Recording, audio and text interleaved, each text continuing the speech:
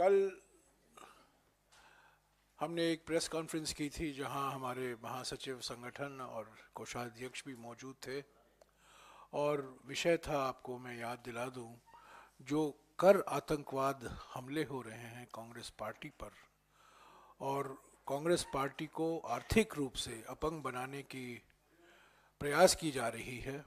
जो बीजेपी सरकार, मोदी सरकार लगी हुई है, उसके बारे में जो कुछ जानकारी हमारे पास थी हमने आपके द्वारा देश के सामने रखा। ये नोटबंदी को आगे ले चलता है। 2016 में नोटबंदी हुआ था और जो अभी कांग्रेस पार्टी के खिलाफ एक अभियान चलाया जा रहा है मोदी सरकार के द्वारा, ये खाता बंदी है। ये नोटबंदी नहीं है, ये खाता बंदी है। हमारे सारे खाते को बंद करने की कोशिश की जा रही है, पर हम इससे हम डरते नहीं हैं। हम लड़ रहे हैं एपेलेट ट्राइब्यूनल में और अगर ज़रूरत पड़े हम न्यायालय में भी जाएंगे। पर आज जो विषय कल मैंने जिक्र किया था संक्षिप्त में, पर आज जो मैं विषय लेना चाहता हूँ, ये अगर कांग्रेस पार्टी के खिलाफ जो किया जा रहा है, एक तरफ से उत्पीड़न की राजनीति और प्रतिशोध की राजनीति को दर्शाता है। आज जो मैं विषय उठा रहा हूँ वो हफ्ता वसूली का प्रतीक है। ये ब्लैकमेल की राजनीति है और जिस तरीके से ईडी, सीबीआई और इनकम टैक्स की संस्थाएं का दुरुपयोग हुआ है। कल पॉलिटिकल पार्टी, राजनीतिक दल के खिलाफ जो कार्रवाई की गई थी उसके बारे में हमने जानकारी दी और आज मैं आपको जानकारी देना चाहता हूं कि यही संस्थाएं हमारी निजी कंपनियों के खिलाफ किस तरीके से दुरुपयोग हो रहा है ताकि उनसे चंदा लिया जाए, हफ्ता वसूली की जाए। आज सुबह हमारे महासचिव संगठन के.सी. वेणुगोपाल जी ने वित्त मंत्री को एक खत भी लिखा है। ये रहे खत, इसकी कॉपी आपको मिल जाएगी। 3 पेज का खत है, इसमें सारे डिटेल हैं और ये जानकारी कई डिजिटल न्यूज़ साइट में भी प्रकाशित हुए हैं और ये सारी जानकारी इलेक्शन कमीशन, चुनाव आयोग के वेबसाइट से ही प्राप्त हुए हैं। ये कॉपी, इन खत की कॉपी आपको मिल जाएगी। आज सुबह ही हमने, हमारे महासचिव संगठन ने वित्त मंत्री को खत लिखा है इसके बारे में और मोटे तौर से ये बात ये है कि 2018-19 और 2020-23 वित्तीय वर्षों में, इन 4 वर्षों में करीब 30 निजी कंपनियों के खिलाफ ईडी की कार्रवाई की शुरुआत हुई, सीबीआई की जांच की शुरुआत हुई, इनकम टैक्स की जांच की शुरुआत हुई। करीब 30 कंपनियां हैं। इसके नाम भी इलेक्शन कमीशन के वेबसाइट में मौजूद हैं, आप देख सकते हैं। ये प्रकाशित भी हुआ है कुछ कंपनियों के नाम। 30 कंपनियां हैं जिनके खिलाफ ईडी, सीबीआई और इनकम टैक्स छोड़े गए हैं और इनसे इन 4 सालों में बीजेपी पार्टी को 335 करोड़ रुपया चंदा मिला है। 1 करोड़ नहीं, 10 करोड़ नहीं, 100 करोड़ नहीं, 335 करोड़ रुपया। और ये डिक्लेयर्ड है, ये घोषित किया गया है बीजेपी की ओर से और ये सब जानकारी इलेक्शन चुनाव कमीशन के वेबसाइट पर आपको मिल जाएगा। 30 कंपनियां हैं। इन 4 साल में 335 करोड़ रुपया चंदा बीजेपी को मिला है और हम समझते हैं, ये मानना है, बिल्कुल साफ सबूत है कि ये हफ्ता वसूली और कुछ नहीं है। कुछ ऐसी कंपनियां हैं जो 2018 के पहले कभी बीजेपी पार्टी को चंदा नहीं दी थी। 2018 के बाद उन्होंने चंदा देना शुरू किया।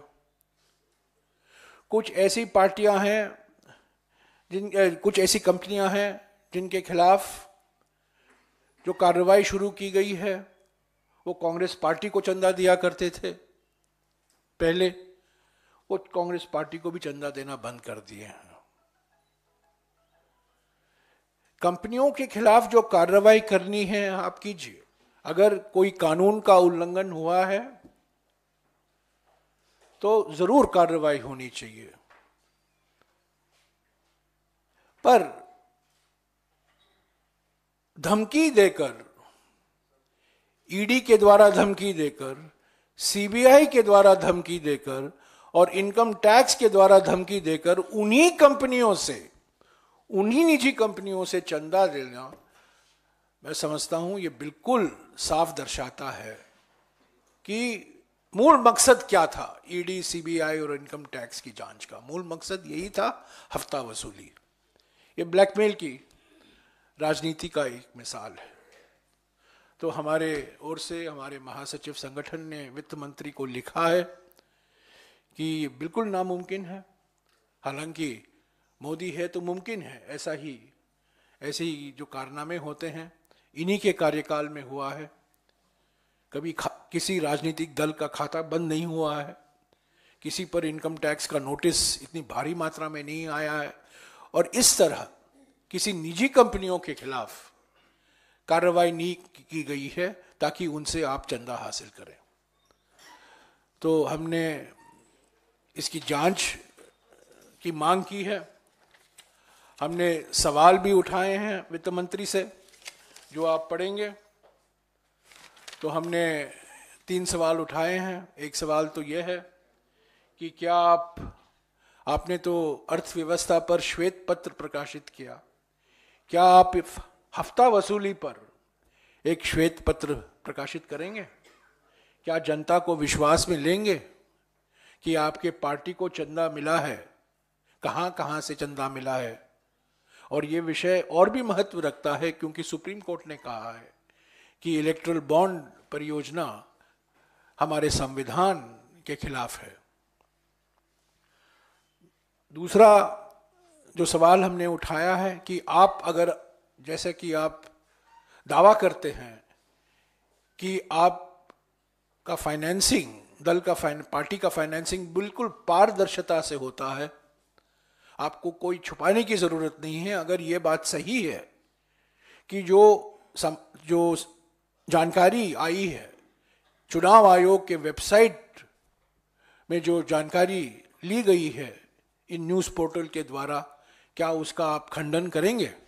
क्या आप उसका खंडन करेंगे कि इस कंपनी ने, जिसके खिलाफ सीबीआई, ईडी और इनकम टैक्स की जांच हो रही है, उसी कंपनी से आपको ये चंदा नहीं मिला है? क्या आप ये इससे इनकार कर सकते हैं कि पिछले 4 सालों में 335 करोड़ रुपया बीजेपी के खाते में आया है? ये इलेक्ट्रल बॉन्ड के द्वारा नहीं, ये ईडी बॉन्ड है, सीबीआई बॉन्ड है, इनकम टैक्स बॉन्ड है, इलेक्ट्रल बॉन्ड नहीं। ये कंपनियों के नाम भी सब लोग जानते हैं इस वेबसाइट के माध्यम से।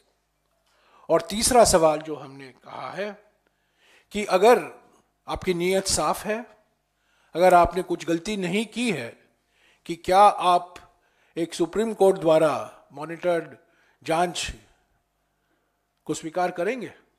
क्योंकि आप बार बार कहते हैं कि हम लोकतंत्र को साफ करना चाहते हैं, हम फाइनेंसिंग को साफ करना चाहते हैं, हम पारदर्शिता लाना चाहते हैं।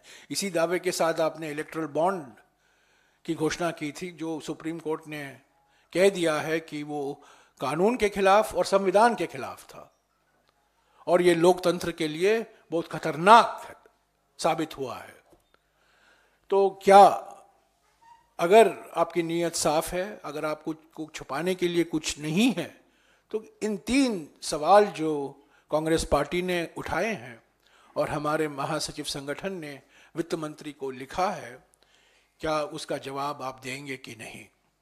तो साथियों, संक्षिप्त में मैं फिर से दोहराऊंगा, एक तरफ उत्पीड़न और प्रतिशोध की राजनीति कांग्रेस पार्टी के खिलाफ, उसको आर्थिक रूप से अपंग करने की प्रयास, और दूसरी तरफ निजी कंपनियों के खिलाफ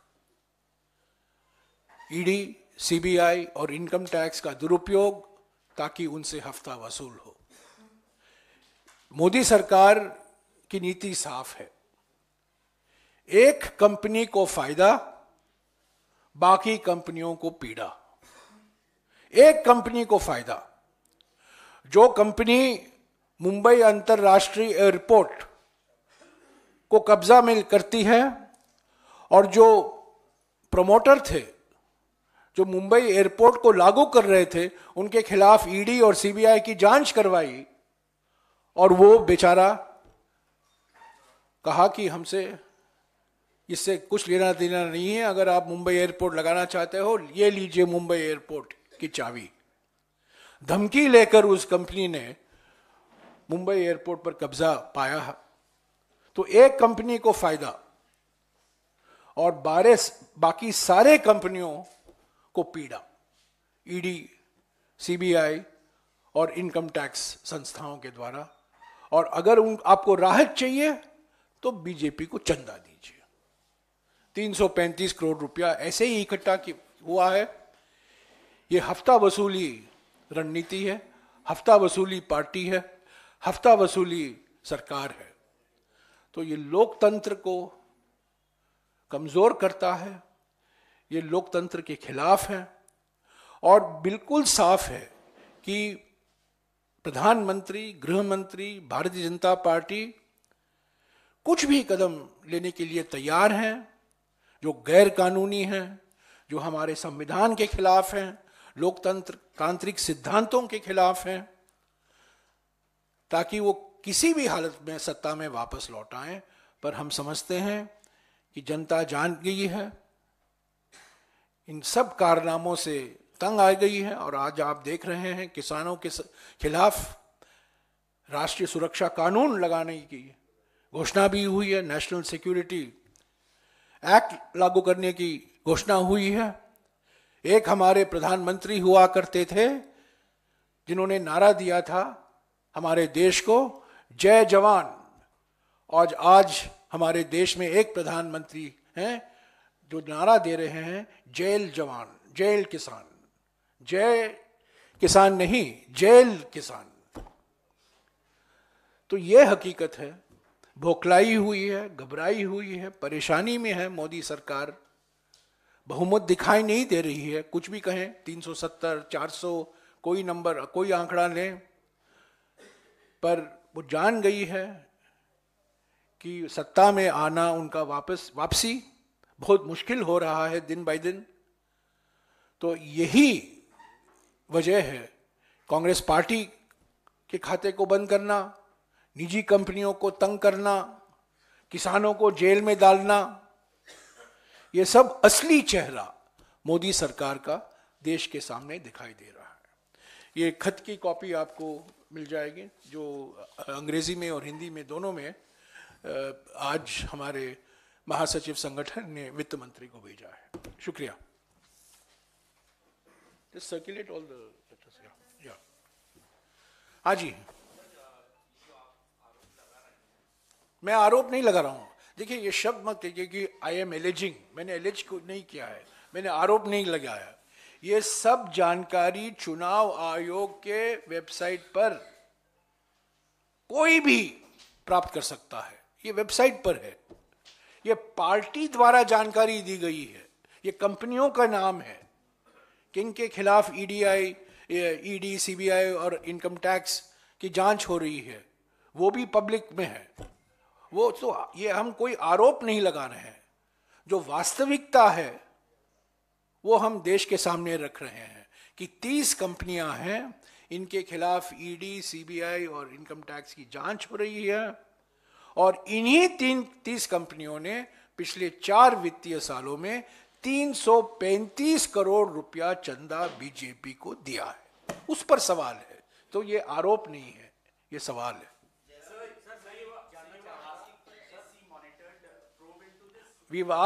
We have raised 3 questions of the finance minister. One, You put a white paper on the economy. Are you prepared? If you think you're claiming that you are transparent in party funding, will you come up with a white paper on party finances? Number one. Number two, the second question that we have asked is that if you have nothing to hide, then will you rebut point by point all the information that has come out on the 30 companies and their links with the BJP over the last 4 years, whether they are being investigated, which is a fact, whether they have funded the BJP, which is also a fact. If it's not a fact, you rebut it. That's the second question. And the third question we are asking, if you have nothing to hide, will you agree to a Supreme Court monitored investigation into the misuse of the ED, CBI and income tax? Let me make it absolutely clear. When the law is broken, if there is evidence to show that the law is broken, please investigate. But if you use investigation as a means of blackmail to force the companies, these companies, 30 companies that are being investigated, they have contributed 335 crores to the BJP, which is a documented fact. Will you return this 335 crores till those 30 companies' innocence or guilt is established? While the investigation is going on, you have collected 335 crores. What does it mean? That means you're using investigation as a tool of blackmail. ये हफ्ता वसूली है और कुछ नहीं है. ये ईमानदारी की जांच नहीं है. It is no, we all know that the ED, the CBI and the income tax dances to the tune of the Prime Minister. पिछले 5-6 सालों में जो कानून के संशोधन लाए गए हैं, इनकम टैक्स के कानून में जो संशोधन किया गया है, PMLA कानून में जो संशोधन किया गया है, वो अफसरों को भयंकर अधिकार देता है. इस पर पार्लियामेंट में चर्चा नहीं हुई क्योंकि वो मनी बिल के द्वारा ये संशोधन लाए थे और मैंने खुद सुप्रीम कोर्ट में आपत्ति जताई है और मेरा एक केस वहां पेंडिंग है. सारे के सारे संशोधन, मनी लॉन्ड्रिंग एक्ट के संशोधन, इनकम टैक्स एक्ट के संशोधन, सारे के सारे संशोधन मनी बिल के द्वारा लाए गए हैं ताकि राज्यसभा में उसका कोई चर्चा ना हो और उस पर कोई बहस ना हो. तो ये जो अधिकार दिए गए हैं, भयंकर अधिकार दिए गए हैं अफसरों के हाथ में, भयंकर अधिकार दिए गए हैं. इंडिया गठबंधन की सरकार आएगी, ये सारे संशोधनों का इसकी समीक्षा हम करेंगे और जो अधिकारी हैं उनको जो हक दिया गया है उसकी हम जरूर दोबारा उस पर हम विचार करेंगे.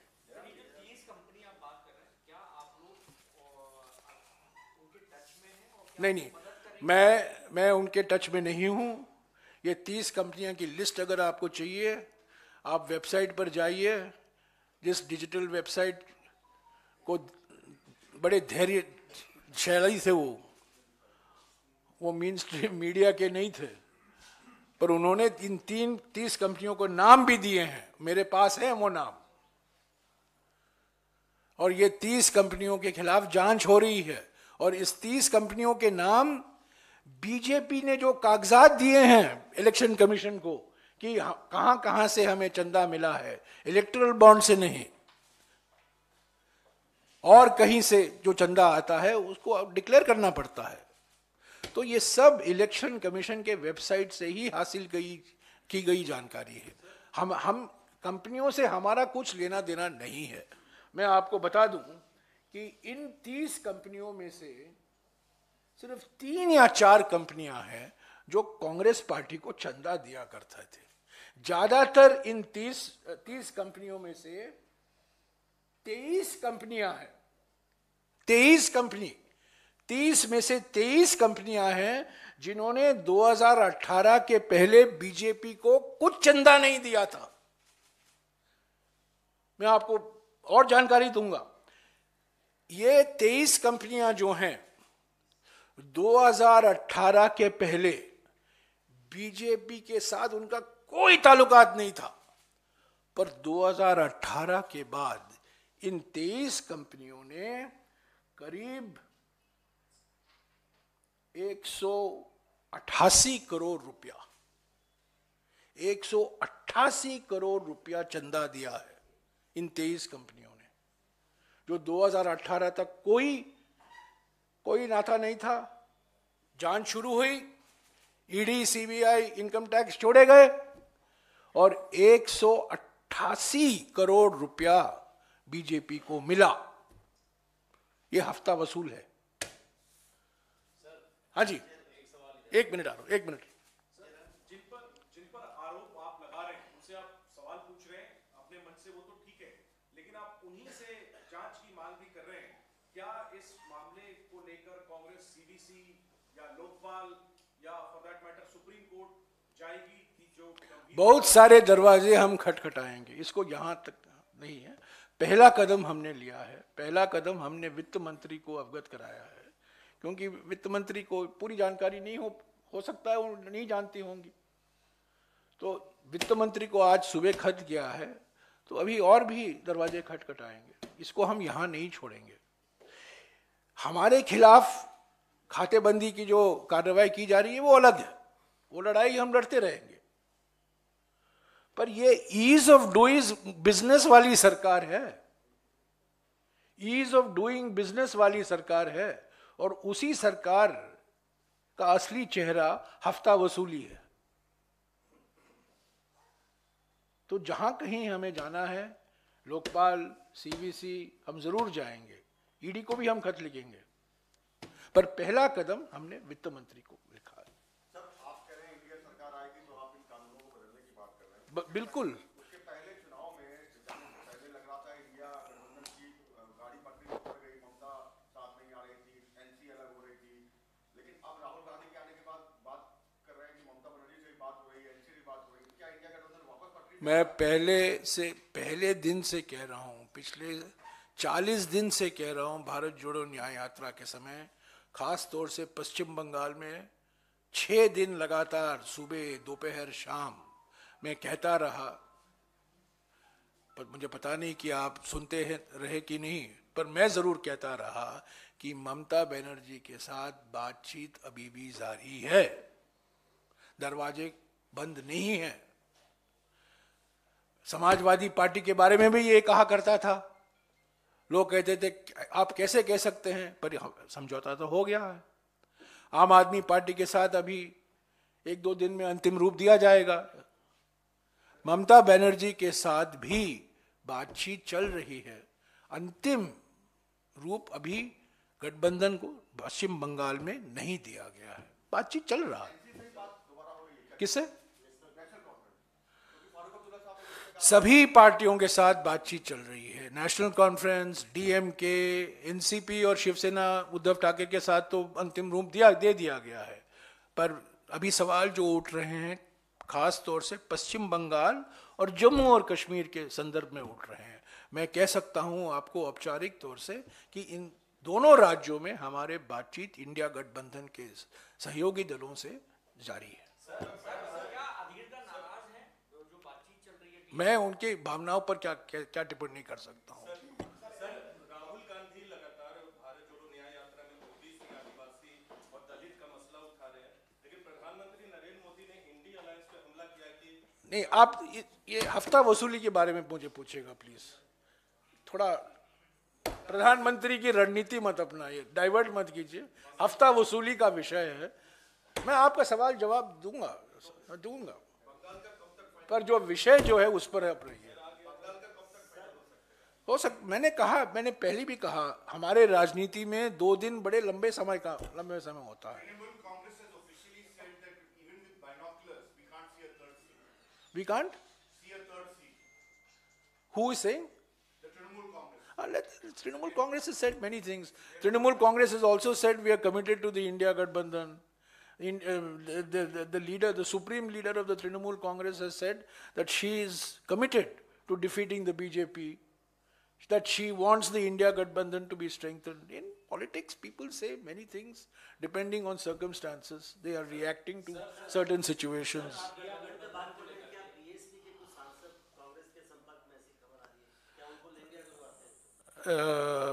अभी देखिए अमरोहा में क्या होगा।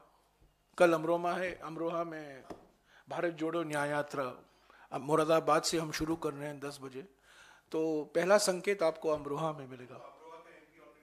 आप देखेंगे अमरोहा में पहला संकेत मिलेगा। यही सवाल आप पूछ रहे हैं ना यार, वही उन्हीं का सवाल है।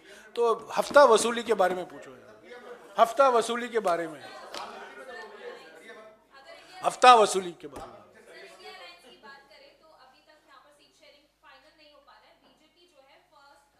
हफ्ता वसूली, हफ्ता वसूली, हफ्ता वसूली पर आइए, हफ्ता वसूली, हफ्ता वसूली, हाँ, good man.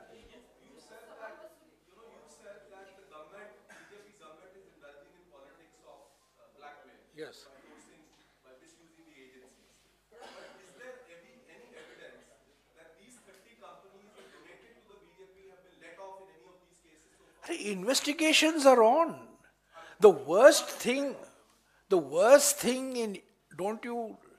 in India, process is punishment. In Indian system, process is punishment. सिर पर ये लटका के रहो, तभी तो आप पटरी पर आओगे। आपको छूट दिया जाएगा तो आप भूल जाओगे।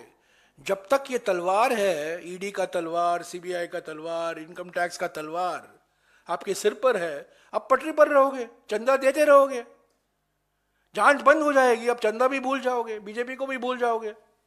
समझ गए रणनीति क्या है? रणनीति ये है, ये तलवार लटका के रहो बस, तब देते रहोगे आप, हफ्ता वसूली होते रहेगी।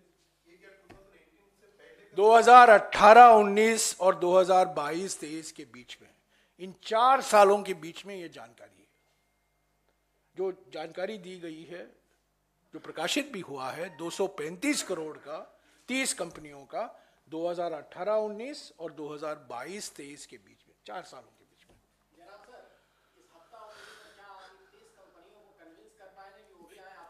नहीं, मैं आप स्पष्ट कह दूं, 30 कंपनियों के संपर्क में हम नहीं हैं।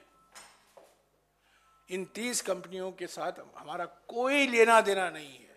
हालांकि मैं इन 30 में से 8 या 9 मालिकों को अच्छी तरह से जानता हूं, मैं उनकी जन्मपत्री में भी जानता हूं। तो पर हमारा इन कंपनियों से लेना देना नहीं है, हमें लेना देना है हफ्ता वसूली सरकार से। ये चंदा वसूली जो हुई है, आप एक तरफ कह रहे हैं हम इलेक्ट्रल बॉन्ड लाएंगे, पारदर्शिता लाएंगे, और उसके साथ साथ आप ईडी और सीबीआई और इनकम टैक्स के द्वारा आप चंदा इकट्ठा कर रहे हैं इन कंपनियों से, उसके खिलाफ हम हैं। और जैसा कि मैंने कहा, एक कंपनी को फायदा और सारे बाकी कंपनियों को पीड़ा, ये ईज ऑफ डूइंग बिजनेस थोड़ी है। हाँ जी, अरे यार फिर से मैं बताऊं, 30 कंपनियां हैं।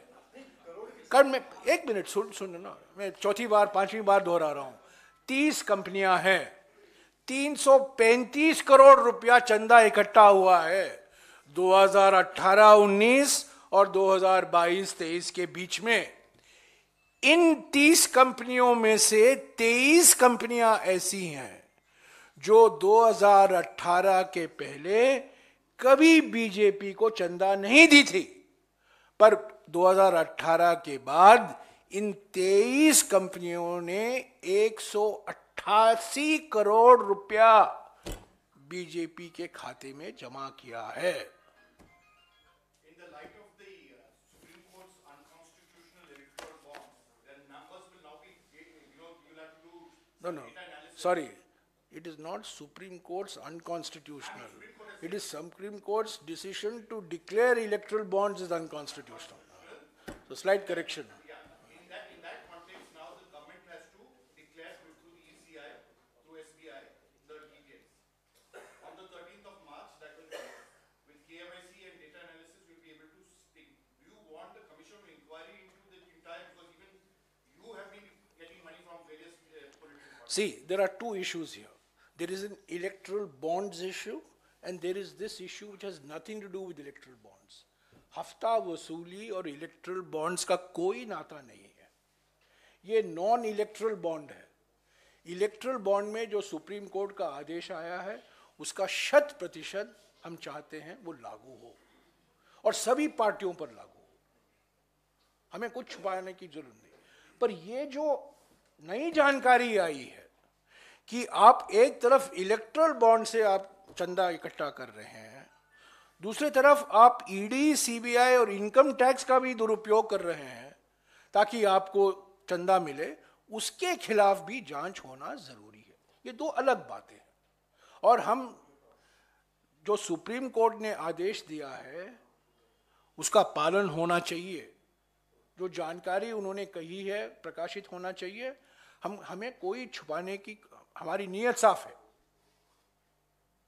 तो हम पीछे नहीं हटेंगे। अगर एसबीआई को कहा गया है कि आप बताओ, जानकारी दो, इलेक्ट्रल बॉन्ड किसके नाम पर है, हम नहीं कहेंगे ये नहीं हो, क्योंकि पहले दिन से हमारा ये मानना है कि इलेक्ट्रल बॉन्ड गैर कानूनी है, संविधान के खिलाफ है। और ये लीगल, जैसा कि मनमोहन सिंह जी नोटबंदी के बारे में कहा था, इलेक्ट्रल बॉन्ड पर भी कहा जा सकता है ये ऑर्गेनाइज्ड लूट और लीगलाइज्ड प्लंडर है।